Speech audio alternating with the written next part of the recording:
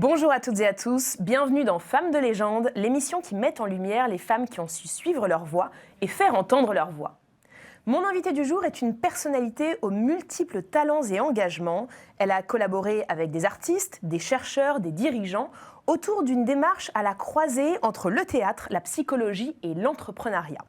Elle a également été nommée ambassadrice pour la paix à l'UNESCO en 2012 et très investie pour les droits des femmes.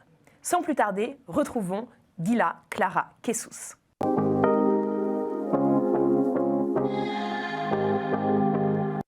Bonjour Gila Clara. Bonjour Laura. Merci d'être sur le plateau de Femmes de légende aujourd'hui.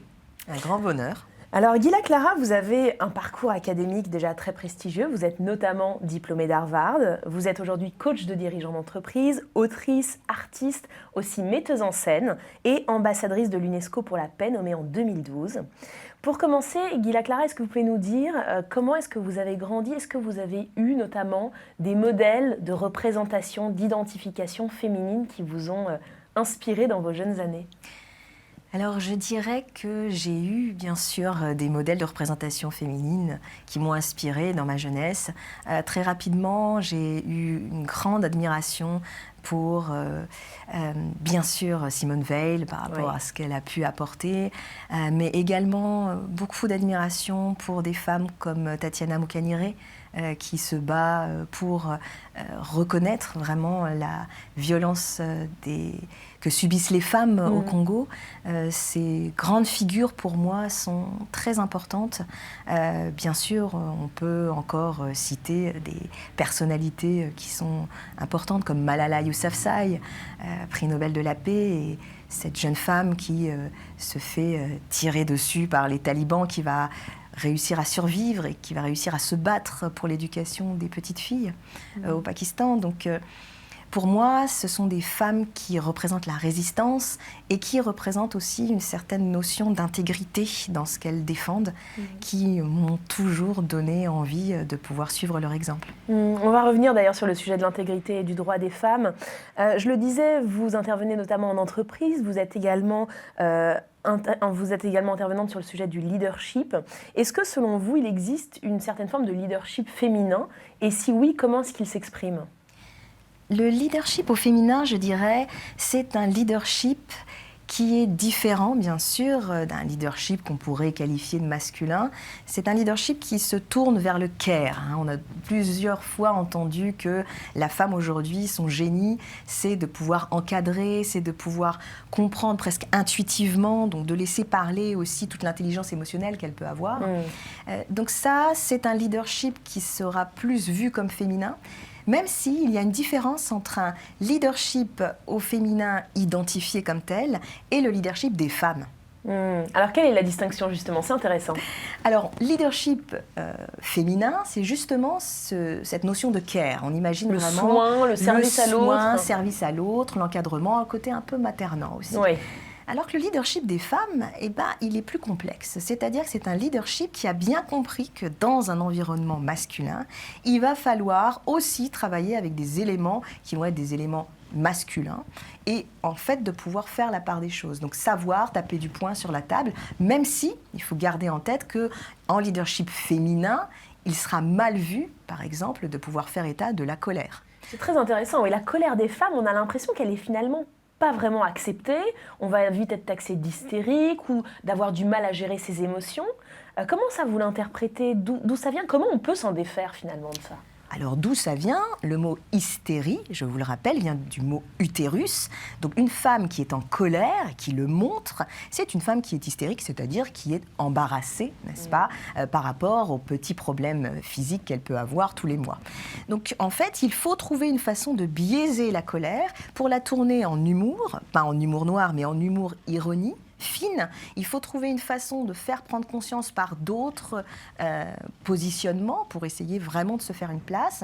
Et pour ce faire, les femmes vont trouver mille et une façons, notamment, par exemple, tout ce qui va toucher à une certaine notion, on va dire, d'affirmation de soi, avec un sourire, mais avec une fermeté. Donc ça va être plus la tonalité de la voix. Vous parliez de coaching, et c'est vrai que le coaching que je fais, il touche aussi la question posturale. Oui, donc, juste posture. La juste posture, la posture assertive.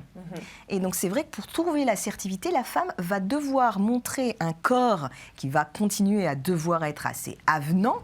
C'est d'ailleurs une des qualités qu'on demande dans les entretiens d'embauche. Quand on voit des entretiens d'embauche, par exemple, d'hôtes et d'hôtesses, vous verrez que la présentation physique compte beaucoup plus pour la femme que pour l'homme. Ça, c'est des choses très intéressantes. Donc, le corps que la femme doit continuer à avoir assez avenant pour prouver ses compétences, mais on voit un gros travail sur la voix avec des tonalités qui vont être plus sèches et des fins de phrases qui vont être finies. Par exemple, une femme qui dira « bonjour » sera moins crédible qu'une femme qui dira « bonjour » avec une voix qui descend. Donc ça, c'est vraiment des nuances qu'on commence à voir lorsqu'on travaille sur la capacité d'assertivité du féminin et qui sont très liées à ce qu'on peut appeler un leadership des femmes dans un environnement d'hommes. Oui, effectivement, c'est fascinant. Alors, sur le sujet, justement, parce que c'est vrai que ça commence dès le plus jeune âge, et sur le sujet du développement des petites filles et des petits garçons, on observe assez tôt des différences. Vous avez justement interviewé sur le sujet le fascinant Boris Cyrulnik, et j'aimerais qu'on regarde ensemble un extrait. Exactement. Ça veut dire que les petites filles qui sont plus agréables à élever, elles travaillent mieux, elles parlent mieux, elles sont plus stables, elles s'adaptent plus facilement, et le résultat, c'est qu'elles ont à 12 ans, ce qui est évalué sur le plan hormonal, sur le plan développement physique et sur le plan des tests neuropsychologiques, à 12 ans, les petites filles ont déjà une avance de 2 ans. Ce qui, sur le plan socialisateur de notre culture, c'est-à-dire ce qui fait du social aujourd'hui, c'est plus le corps, le ventre des femmes et les bras des hommes. Ce qui fait du social aujourd'hui, c'est le diplôme. L'école est devenu le nouvel hiérarchisateur.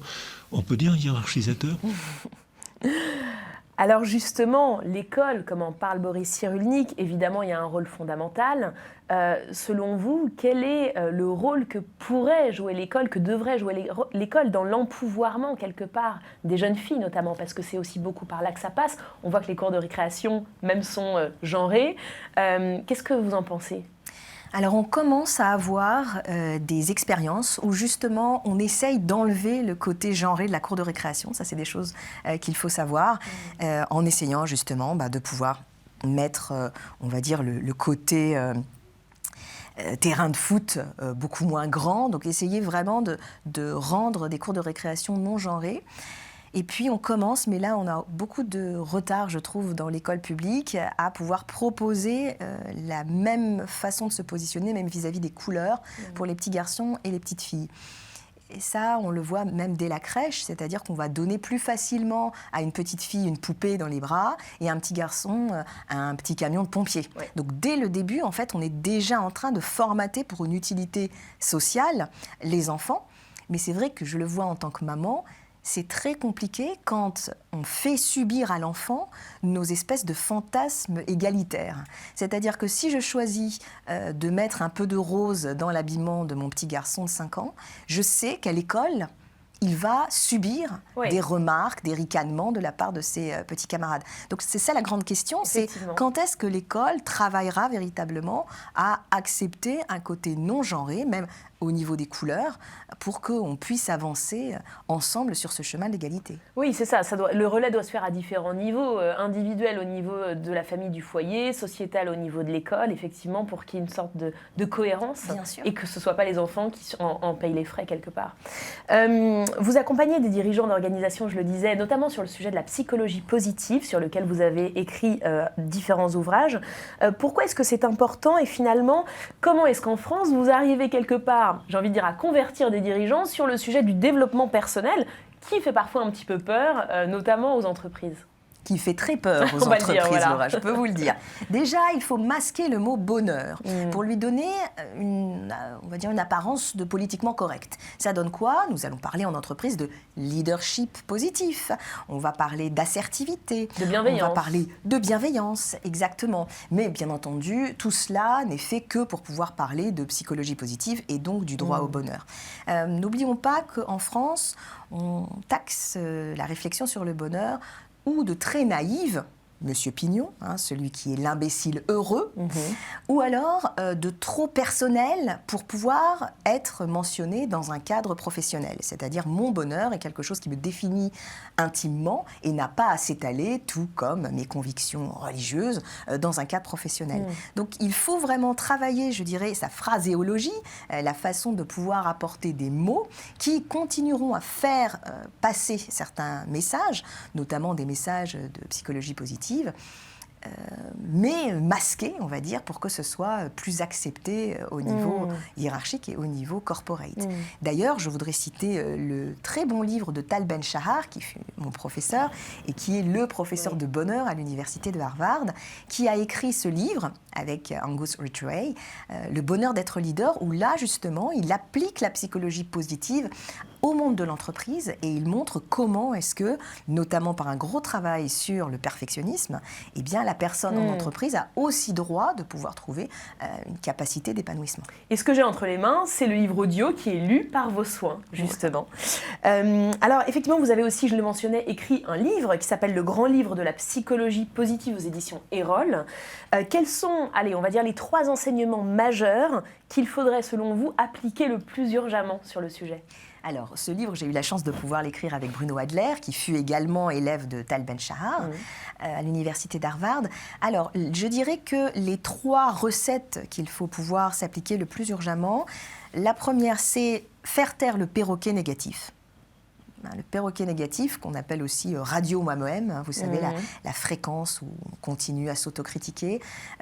Autant le doute est intéressant quand il est, on va dire, à la base d'une certaine créativité, autant le doute n'a pas sa place lorsque vous êtes dans un état, je dirais, de don. Je vois beaucoup de personnes en prise de parole en public qui, alors qu'elles sont en prise de parole en public, se disent est-ce que je vais être efficace? Est-ce que je suis bien maquillée? Est-ce que je ne fais pas des gestes qui ne sont pas en rapport? Donc il y a un questionnement personnel constant, alors que je devrais être dans un état de concentration, de don à l'autre, comme l'est un chirurgien cardiaque quand il opère un patient.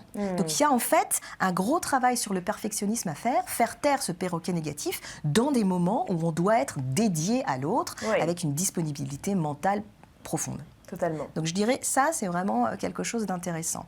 La deuxième chose qui peut être aussi très intéressante, c'est de pouvoir tenir un journal de bord qui ressemble un petit peu à ce que préconise Mme Servan-Schreiber, qui touche aux 3 kiffs par jour. Alors moi, je ne dirais pas 3 kiffs par jour, mais qui, une fois par semaine, peut, en étant daté, faire état d'un vrai moment de bonheur conscientisé. Plus vous réussirez à pouvoir avoir ce journal de bord rempli, plus vous allez avoir conscience en fait de ces moments que le cerveau n'enregistre pas. C'est ça, on a un biais naturel pour le négatif, le danger, plutôt que pour effectivement le bonheur ou les opportunités. Donc c'est intéressant de les ancrer, si je comprends bien. Exactement. C'est vraiment la seule façon pour que notre cerveau puisse enregistrer l'élément positif vécu. Donc ça, c'est quelque chose de très intéressant. D'accord. Et puis, je dirais que la 3e recette, c'est de pouvoir prendre sa température de whole being au moins 1 à 2 fois par semaine sur une période d'1 mois. C'est une météo intérieure, quelque part. Alors, c'est une météo intérieure que Tal Ben-Shahar qualifie de SPIRE en anglais. S pour spirituel, P pour physique, I pour intellectuel. Bien sûr, ensuite, on a tout ce qui va être relationnel et émotionnel. Et en fait, toutes ces dimensions-là peuvent être évaluées, c'est ce qu'on faisait en cours à Harvard Université, de 1 à 10. Et en fait, on se sonde à un certain moment donné. L'idéal, c'est de le faire à la même heure, dans le même cadre. Et on essaye de se donner une note de 1 à 10, 10 étant la meilleure note et 1 étant la plus faible. On commence par spirituel. Est-ce que là, quand je suis avec vous, Laura, je vis un moment, alors c'est hors du religieux, mais un moment où je sens que je suis à ma place, où je sens que métaphysiquement parlant, je suis dans cet état d'utilité que je recherche. Alors moi, je mettrai une très bonne note à ça, Laura, grâce à vous, merci. Donc, spirituel, c'est la première dimension. Deuxième dimension, physique. Comment je me sens? Et si on voit revenir, voilà, cette des douleur, douleurs, exactement, ces symptômes du corps qui nous parlent finalement. Qui nous parlent, et qui ne nous parlent là aussi, puisque le cerveau a un biais, que si on lui donne la parole. Tout à fait. Donc physique, 1 à 10, en prenant conscience de ce qui va revenir dans la température. Intellectuelle, cette curiosité qu'on a, il faut qu'elle puisse être, on va dire, vraiment nourrie. Ouais. Exactement. Donc est-ce que quand je prends cette température, je suis nourrie intellectuellement, relationnelle. Vous pouvez bien imaginer que quand je faisais cet exercice dans un cadre de confinement, le relationnel. Qui plus est aujourd'hui, ce besoin de se relier les uns aux autres. Reconnecter. Ouais. Et puis, on termine par émotionnel. Alors, en n'essayant pas de dire qu'il y a des émotions positives et négatives, mais c'est vrai que quand on est sous la moyenne, on est plutôt dans l'angoisse, dans le ressassement, dans la dépression, ou même dans la colère, dans le ressenti. Donc, vraiment, ce petit exercice que propose Tal Ben-Shahar en psychologie positive est très intéressant parce qu'il va vous permettre de traiter l'être entier. C'est ça, c'est une démarche vraiment holistique, globale, comme on en parlait, qui permet d'avoir une vision d'abord sur soi et qui permet d'avancer vers une introspection et vers un mieux-être pour soi, mais aussi vers les autres, j'imagine. Tout à fait, tout à fait. Alors j'aimerais qu'on parle, Gila Clara, d'ambition et notamment d'ambition féminine. C'est un mot, quand on le conjugue au féminin, qui parfois a encore une connotation un peu péjorative. Vous qui êtes assez investi, je le mentionnais notamment pour le droit des femmes, comment vous percevez, vous, l'ambition féminine ? L'ambition féminine, c'est ce qui va être le moteur, tout comme il existe une ambition masculine. C'est vrai qu'aujourd'hui, dans un certain contexte culturel, la femme qui est ambitieuse est une femme qui risque d'être dangereuse parce qu'elle va être concurrente des hommes. Mais je vous donne l'exemple des pays nordiques où la femme pouvait tout à fait être viking, donc elle allait sur les vaisseaux et elle se battait comme les autres. Donc aujourd'hui, ça donne dans les pays nordiques un grand nombre de femmes dirigeantes où on ne se pose plus la question de l'ambition. Donc il ne faut pas oublier que ce frein, je dirais, à l'ambition féminine, il est avant tout culturel. En France, on n'a jamais eu de reine. La reine qu'on connaît, c'est la reine mère, c'est-à-dire qu'elle est là pour assurer l'intérim entre un mari décédé et puis un fils trop jeune. Et généralement, elle va très vite s'entourer d'un cerveau, donc d'un homme, comme le cardinal de Richelieu ou de Mazarin, pour essayer de l'aider dans ce difficile métier d'homme qu'est la gouvernance. Donc l'ambition, pour moi, l'ambition féminine reste quelque chose de nécessaire à la femme et qui doit être, on va dire, déstéréotypé en fonction de la culture qui l'appréhende. Je reviens forcément sur le terme de gouverner parce qu'on est à la veille d'élections présidentielles. Tel que le pouvoir est conçu aujourd'hui, est-ce qu'à votre avis, gouverner est plutôt fait pour les hommes, pour le dire simplement, ou bien est-ce que gouverner aujourd'hui peut totalement être appréhendé par une femme ? Gouverner peut être complètement appréhendé par une femme. On le voit encore une fois dans certains pays nordiques et on est quand même loin, quoique, pas si loin, de la réflexion qui avait été faite vis-à-vis de la candidature de Mme Ségolène Royal, qui va garder les enfants. Aujourd'hui, on commence quand même, surtout en France, à avoir des moments de réflexion beaucoup plus globale sur ce qu'une femme peut apporter. Donc je pense que les femmes, comme les hommes aujourd'hui, ont leur place tout à fait dans la gouvernance. Et les études étaient intéressantes d'ailleurs de voir que pendant la crise de la Covid, les pays gouvernés par des femmes, l'Allemagne, la Nouvelle-Zélande par exemple, avaient eu justement des prises de décision et une sortie de crise finalement, une gestion de la crise presque meilleure que celle des hommes. Donc ça laisse à penser. Oui, également. tout à fait. Vous avez reçu, Gila Clara, le prix Global Gift Women Empowerment, remis par Eva Longoria en 2020. Est-ce que vous pouvez nous dire un mot sur cet engagement ? Alors cet engagement, il reprend le travail que j'ai fait notamment chez les petites filles aux côtés de Malala Yousafzai pour les aider au travers de la crainte qu'elles peuvent avoir d'aller à l'école, puisqu'aujourd'hui c'est encore quelque chose qui est tabou au Pakistan. Donc on a pu travailler avec un programme touchant au théâtre pour les aider pour aller à l'école. Donc c'est un travail qui reprenait ce Women Empowerment par les petites filles. Et puis en parallèle, un gros travail avec les femmes victimes d'excision. J'ai cité Tatiana Moukabiré. Et c'est vrai qu'aujourd'hui, il y a encore des horreurs, des massacres sexuels qui se passent au Congo, qui ne sont pas reconnus. Et vraiment pouvoir essayer de les prendre en considération et de proposer, comme je le fais, des ateliers de prise de parole, d'aide à la catharsis, grâce grâce à la parole, c'est quelque chose qui était vraiment cher à notre cœur. Et vraiment, Eva a eu la gentillesse de pouvoir saluer cet engagement au travers de ce prix. En fait, vous mêlez de manière assez intelligente l'art et le business, puisque vous intervenez également au sein des entreprises. À votre avis, pourquoi est-ce que les deux sont vraiment nécessaires à l'heure où on a plutôt tendance à vouloir justement étiqueter ou compartimenter les activités? Pourquoi c'est essentiel selon vous de joindre les deux, l'art d'un côté et le business de l'autre? Aujourd'hui, les entreprises qui survivent réussissent en fait à pouvoir tirer un grand profit de leur créativité. On a réalisé en fait que c'est pas parce que l'entreprise a l'air d'aller bien qu'à l'intérieur, au niveau comportemental, ça va bien. Donc ce qu'il faut pour qu'une entreprise trouve sa résilience, on a parlé de Boris Cyrulnik tout à l'heure, c'est vraiment qu'il puisse y avoir une prise de conscience de l'importance quasi artistique de l'art de diriger. Et aujourd'hui, être leader, c'est un art de la gouvernance qui demande déjà un gros travail comportemental, un gros travail de communication pour faire en sorte d'être ce qu'on appelle être un leader par rapport à un manager. Beaucoup de personnes confondent encore. Un leader, c'est l'art de la solitude mise en lumière, c'est-à-dire on doit être capable to lead, c'est-à-dire de montrer l'exemple, de pouvoir oser parler, oser se mettre en danger, donc être visible et donc être suivi. Un leader n'est rien sans ses followers. Et to manage, au contraire, un manager va être quelqu'un qui travaille dans l'ombre pour tricoter les relations humaines, aider au contraire à mettre en lumière les collaborateurs. C'est donc un autre travail. Aujourd'hui, ce que l'on voit, c'est que l'art va essentiellement travailler à pouvoir aider le leader à vraiment accepter sa tâche de leader et au niveau managérial, va plus travailler à tout ce qui va toucher au relationnel. Et on a finalement besoin des deux. On a besoin des deux, mais je dirais qu'au niveau artistique, tout ce qui va être jeu de rôle, tout ce qui va être créativité, tout ce qui va être entraînement de la réalité, doit passer par un art de la maîtrise et de ses émotions et de la gestion des relations humaines, bien sûr. Tout à fait. Est-ce que vous pouvez nous dire un mot, Guilla Clara, de l'ouvrage que vous sortez le 8 mars prochain, je crois aux éditions Gallimard? Le 8 mars prochain, on aura la chance de pouvoir sortir ce livre avec Isabelle Rome, qui est haute fonctionnaire à l'égalité homme-femme près du ministère de la Justice. Isabelle Rome est magistrate et on a travaillé ensemble pour pouvoir sortir ce livre qui est un livre collectif qui présente le point de vue de 18 personnalités, de Boris Cyrulnik, en passant par monsieur le procureur général de la France, monsieur Molins. On a également la dramaturge Ève Ansler, l'auteur des monologues du vagin.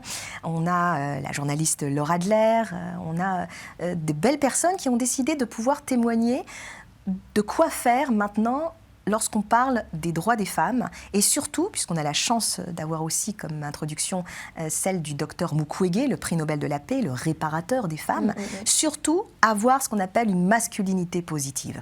Et c'est peut-être là, maintenant, qu'il va falloir permettre un vrai, je ne dis pas dépassement, mais un vrai alignement avec MeToo. Remettre l'homme au centre en fait, de la prise de conscience de la nécessité de l'avoir comme partenaire dans les droits des femmes. Évidemment, on ne peut pas traiter le féminisme si on ne met pas effectivement le sujet de la masculinité au cœur du débat. Exactement. Rappelez-vous, avant #MeToo, on avait le he for she. Donc la volonté des hommes pour pouvoir être aux côtés des femmes, qui a été vraiment mise au banc après tout ce qui va toucher les Balance ton porc ou alors MeToo. Donc aujourd'hui, il est temps de refaire ce travail pour ne pas tomber dans la stigmatisation, tous les hommes sont MeToo, etc. Et lui proposer de revenir, prendre ses marques pour être à nos côtés dans la lutte pour les droits des femmes. Complètement, vivement le 8 mars. Je vous propose, Guilla Clara, qu'on passe maintenant à la deuxième séquence de cette émission, Entre vous et moi.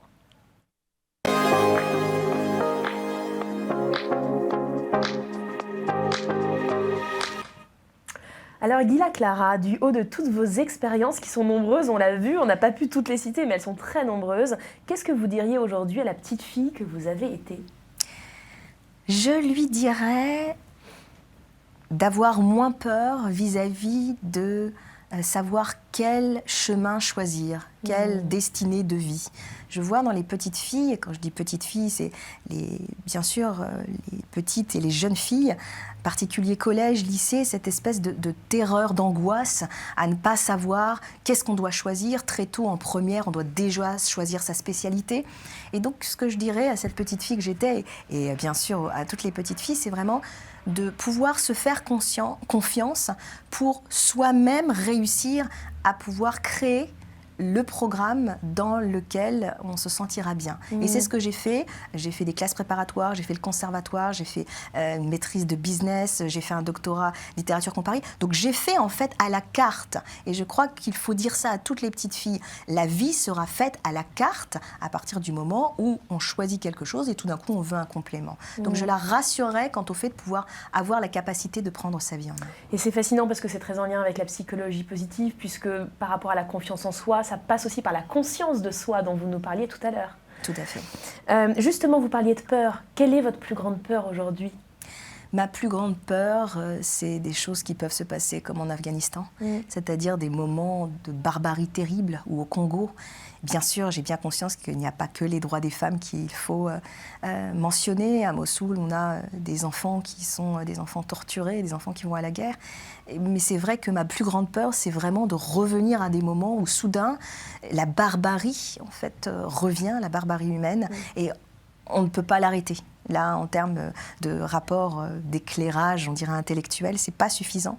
Donc ma plus grande peur, c'est qu'on revienne à des moments où le mal, avec un grand M, reprend ses droits et refasse surface. Et ça, ce sont des choses qui me font très peur. Quel est, selon vous, en France, le plus grand enjeu pour les femmes sur cette année 2022 ? Le plus grand enjeu pour les femmes 2022, c'est vraiment un 50-50 qui doit être appliqué, qui commence à être appliqué de façon systématique, malgré cette notion de quota qui est très difficile à appliquer, mais qui est nécessaire. Un besoin de parité. Un besoin de parité qui, des fois, d'un point de vue masculin, est très mal vécu. Oui. Très, très mal vécu. Et parfois féminin, il me semble d'ailleurs, pour certaines femmes. Pour certaines femmes qui ont déjà des syndromes de l'imposteur, vous pouvez imaginer tout d'un coup que lorsqu'on leur propose de réussir... Je suis une femme quota. Je suis une femme quota. Donc ça, c'est vrai. Donc pour moi, l'ambition en France, c'est de pouvoir avancer, bien sûr, sur la représentativité des femmes aux plus hautes instances. En 440, par exemple, il y a encore beaucoup de travail à faire en termes de représentativité. Et puis un gros travail sur les violences faites aux femmes. Ça, je pense qu'il y a un gros travail à faire en France aussi. Une femme à laquelle vous pensez, vous en avez mentionné au début de l'émission, mais une femme qui vous fascine particulièrement aujourd'hui ? Une femme qui me fascine particulièrement aujourd'hui, je dirais, je pense que je vais rester avec Malala Yousafzai. Je pense que c'est quelqu'un qui... Et vous les mettez à l'honneur d'ailleurs. Tout à fait. Je pense que c'est une femme qui est absolument magnifique. Elle a eu la gentillesse de pouvoir me choisir pour donner sa voix pour la lecture de son livre, Moi Malala. Elle continue à travailler. Malheureusement, c'est vrai que ça reste encore quelque chose de très actuel au Pakistan et sa voix, justement, est très importante. Donc, je garde toujours Malala Yousafzai. Bel exemple. Je rappelle vos actualités, elles sont nombreuses, mais notamment la sortie du livre « Tous ensemble pour les droits des femmes », dont d'ailleurs Boris Cyrulnik est l'un des contributeurs. Et donc, merci pour votre transmission, pour vos partages, Gila Clara, et merci d'avoir accepté notre invitation. Ce fut un plaisir, Laura. À bientôt. À bientôt. Merci d'avoir suivi Femmes de légende. Je vous donne rendez-vous dans 15 jours avec une nouvelle invitée exceptionnelle. Et en attendant, n'oubliez pas, il ne tient qu'à vous de rentrer dans la légende. À bientôt.